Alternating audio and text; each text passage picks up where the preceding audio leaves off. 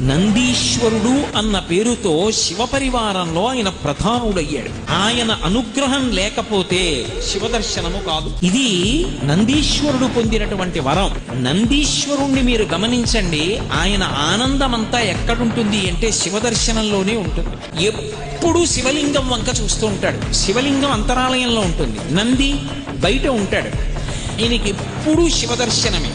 ఆ శివదర్శనంలో పొంగులు వారిపోతూ ఉంటాడు. అంతటి అద్భుతమూర్తి కనుకనే శైవాగమంలో ఒక విశేషం ఉంది. శివదర్శనం ఎంత గొప్పదో, శివలింగాభిషేకం ఎంత గొప్పదో, నందీశ్వరుడికి చేసేటటువంటి అభిషేకము కూడా తత్తుల్యము, అంత గొప్పది. శివలింగాన్ని దర్శనం చేసేటప్పుడు శివుడికి నందికి మధ్యలోకి వెళ్ళి దర్శనం చేయకూడదు. మనకి బొటనవేలు చూపుడు వేలు ఆయన యొక్క శృంగములు కొమ్ముల మీద ఉంచి, అంత బలిష్టమైనటువంటి నంది కొమ్ముల మీద మీరు చెయ్యి పెడితే ఊరుకుంటాడా?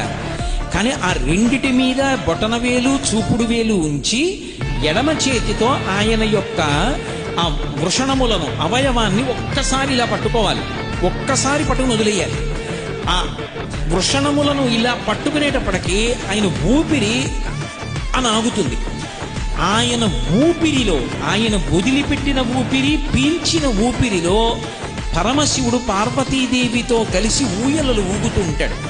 ఎప్పుడైతే ఆయన ఊపిరిని ఒక్కసారి ఆపాడో ఎదురుగుండా ఉన్నటువంటి శివుడు ఊయల ఆగి కైలాస పర్వతం మీద కూర్చున్నటువంటి పార్వతీ పరమేశ్వరుల దర్శనము చేసినటువంటి వాడు అని దర్శనం చేసినటువంటి భక్తుడి ఖాతాలో వేస్తాడు.